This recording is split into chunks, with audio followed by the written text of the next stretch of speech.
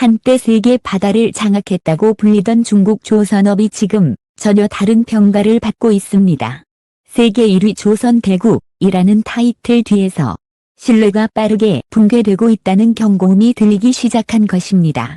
그리고 그 붕괴의 결과로 100조 원이 넘는 계약 가치가 사실상 휴지 조각이 됐다는 말까지 업계에서 흘러나옵니다.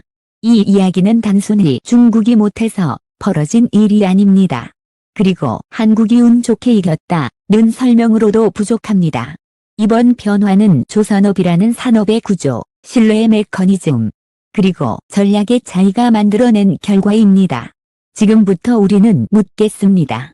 중국 조선업에는 실제로 무슨 일이 벌어지고 있는지, 왜 글로벌 선주들이 등을 돌리기 시작했는지, 그리고 그 틈을 타 한국 조선업이 어떻게 역전의 기회를 만들어냈는지, 겉으로 드러나지 않는 진짜 이유를 차근차근 짚어보겠습니다. 1. 싸게 샀는데 더 비싸게 치렀다. 조선업은 가격 경쟁 산업처럼 보이지만 실상은 전혀 다릅니다. 배 한 척의 수명은 평균 25물결 30년. 이 긴 시간 동안 선주는 단 한 가지를 믿고 움직입니다. 이 배를 만든 조선소가 끝까지 책임질 수 있는가? 한때 중국 조선소들은 이 질문에 가격으로 답했습니다. 한국보다 20물결 30% 저렴한 건조비, 대량 생산을 앞세운 빠른 인도 일정. 선주 입장에서는 충분히 매력적인 조건이었습니다. 하지만 배를 인도받은 이후부터 문제가 시작됐습니다. 초기에는 보이지 않던 결함들이 운항 과정에서 하나둘씩 드러났고 엔진 전기배관 용접 부위에서 반복적인 문제가 발생했습니다. 수리를 요청해도 부품 호환이 되지 않거나 설계 도면 제공이 지연되는 사례가 늘어났습니다. 결국 선주들이 깨달은 것은 단순했습니다. 싸게 산 배가 가장 비싼 배가 될 수 있다. 2. 품질 문제가 아니라 신뢰 붕괴의 시작. 중요한 건 이 문제가 몇몇 조선소의 예외적 사고가 아니라는 점입니다.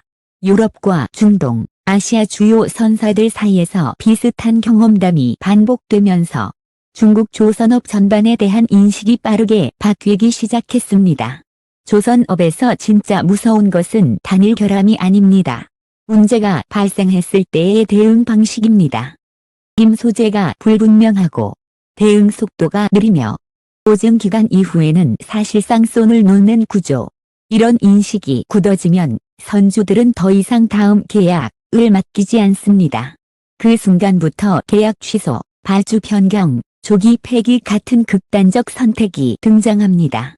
업계에서는 이를 두고 이렇게 말합니다. 중국 조선업은 품질 문제가 아니라 신뢰 시스템이 무너졌다.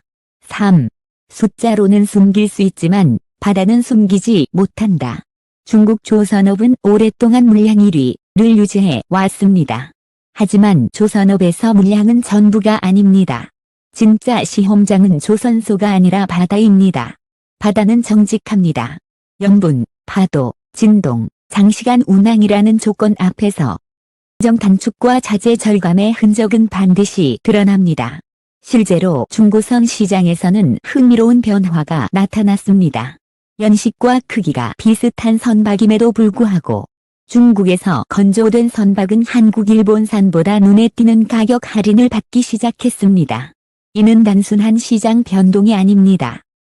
들이 리스크를 가격에 반영하기 시작했다는 신호입니다. 시장 전체가 이미 답을 내리고 있는 셈입니다. 4. 보조금이 만든 역설, 싸게 팔수록 미래가 사라진다. 중국 조선업 성장의 핵심 동력은 국가 주도의 보조금 정책이었습니다.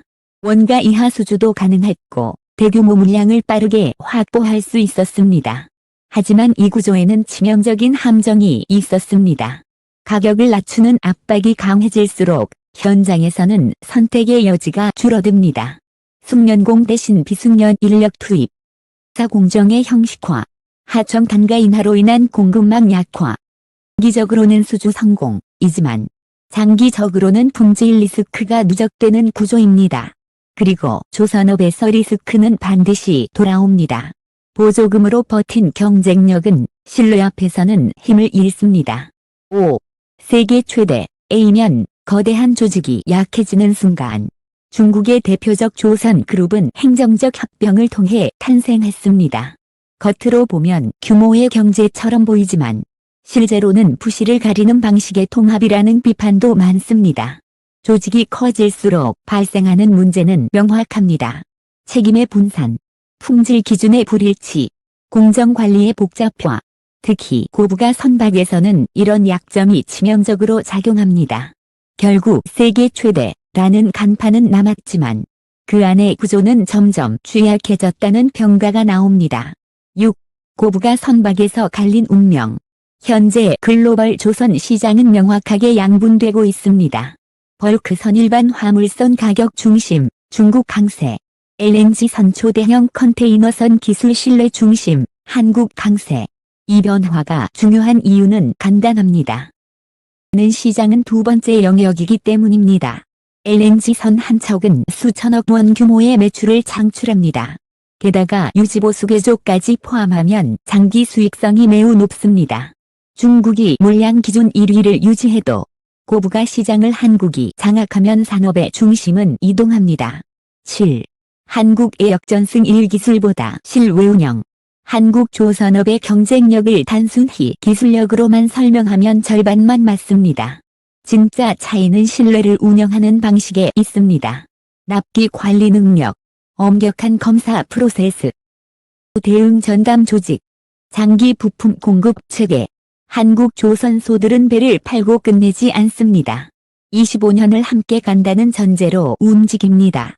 이 차이가 쌓이면서 주들의 선택은 점점 한국으로 기울었습니다. 8. 한국의 역전승이 지옥의 5년, 이 만든 재력. 지금의 성공 뒤에는 혹독한 시간이 있었습니다.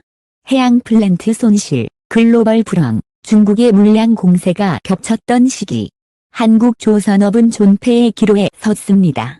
하지만 그 과정에서 한국은 두 가지를 선택했습니다. 비효율은 제거하되 핵심 기술은 끝까지 지킨다. 이 시기의 구조조정과 기술 축적이 경쟁력을 만들었습니다. 9. 한국의 역전승 3. 미국이 선택한 MRO 파트너. 이제 이 이야기는 안보로 확장됩니다. 미국은 민간 조선업의 약화 속에서 군함 유지보수 운용, MRO, 능력의 중요성을 다시 인식하기 시작했습니다. 군함은 많아도 고칠 곳이 없으면 무용지물입니다. 미국이 찾은 답은 신뢰할 수 있는 동맹국이었습니다. 그 선택지 중 하나가 바로 한국이었습니다. 이는 단순 수주가 아니라 방위 산업 차원의 신뢰 이전을 의미합니다. 10. 왜 일본이 아니라 한국이었나? 는 과거 조선 강국이었지만 현재는 생태계 유증의 한계를 보이고 있습니다. 조선업은 한 기업이 아니라 수백 개 협력사가 움직이는 생태계 산업입니다. 한국은 힘든 시기에도 이 생태계를 완전히 붕괴시키지 않았고 그 결과 지금 즉시 대응 가능한 산업 구조를 유지하고 있습니다. 11. 다음 수, 미국을 넘어 인도로. 한국의 전략은 여기서 멈추지 않습니다. 미국을 거점으로 한 MRO 방산 협력, 인도를 향한 생산 기술 협력 확대. 이는 한국이 단순 제조국이 아니라 조선 시스템 자체를 수출하는 국가로 진화하고 있음을 보여줍니다. 결론. 120조 휴지 조각의 본질은 신뢰. 마이너스 120조 계약이 휴지 조각이 됐다는 말의 핵심은 돈이 아닙니다. 사라진 것은 신뢰입니다.